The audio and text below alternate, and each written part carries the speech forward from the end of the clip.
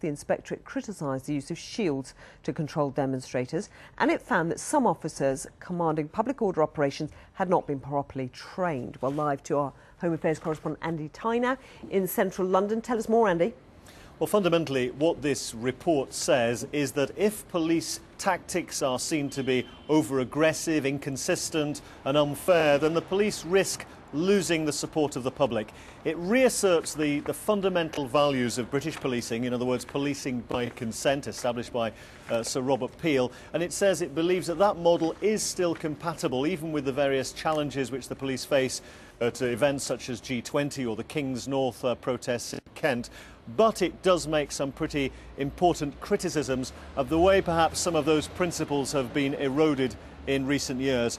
It says there are no clear standards on the use of force by officers, and it says that minimal force really should be the absolute starting point, and it should only be escalated when absolutely necessary. It says tactics vary amongst different police forces around the country. In particular, as you were saying, it talks about shields. Some officers are taught to use shields simply in a defensive way. Others are taught to use them in an aggressive way, using the tips of their shields, the edges of their shields. That, it says, is not acceptable.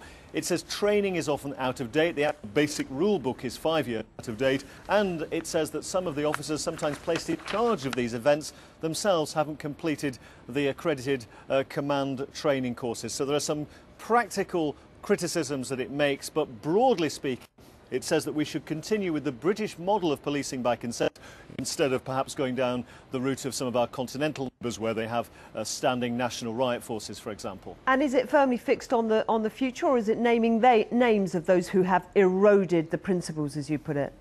Well, it does pick on some of the demonstrations, some of the confrontations that have taken place in recent years, and points out where tactics went wrong, where there wasn't adequate preparation.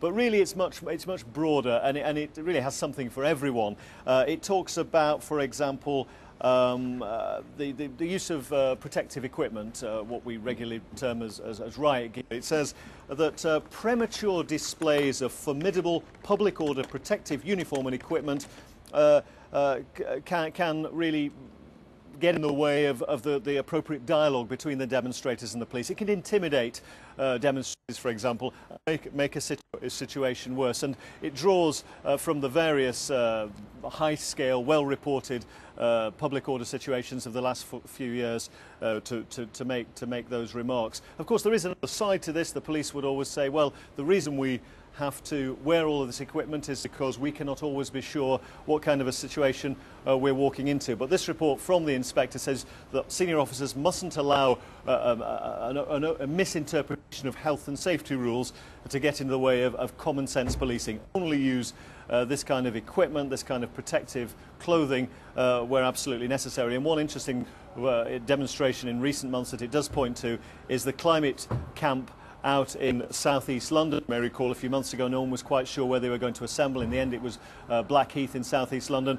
It says that went much better, and you really didn't see many police officers in riot gear then. There was a lot more dialogue between those who were organising the demonstrations and the police, and it indicates that perhaps that is one of the routes forward. Andy, thank you very much.